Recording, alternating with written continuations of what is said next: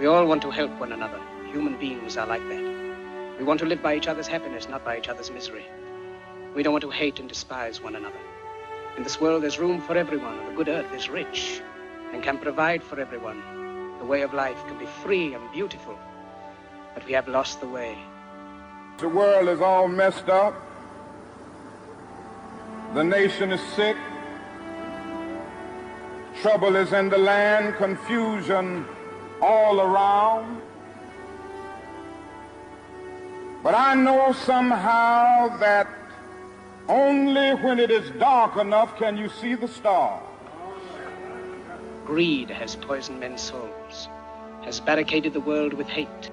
We have developed speed, but we have shut ourselves in. Machinery that gives abundance has left us in want. Our knowledge has made us cynical, our cleverness hard and unkind. We think too much and feel too little. We have been forced to a point where we are going to have to grapple with the problems that men have been trying to grapple with through history, but the demands didn't force them to do it.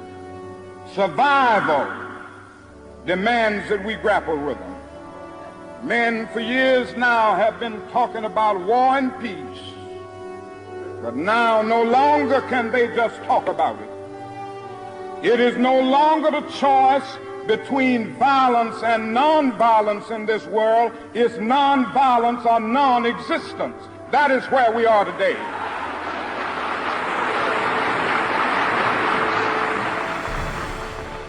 To those who can hear me, I say, do not despair.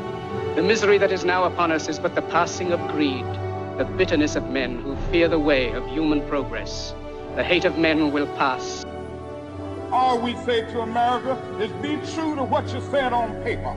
Somewhere I read of the freedom of assembly. Somewhere I read of the freedom of speech. Somewhere I read of the freedom of press. Somewhere I read that the greatness of America is the right to protest for rights. Now let us do away with national barriers, to do away with greed, with hate and intolerance. Let us fight for a world of reason, a world where science and progress will lead to all men's happiness. Let us stand with a greater determination, and let us move on in these powerful days, these days of challenge, to make America what it ought to be.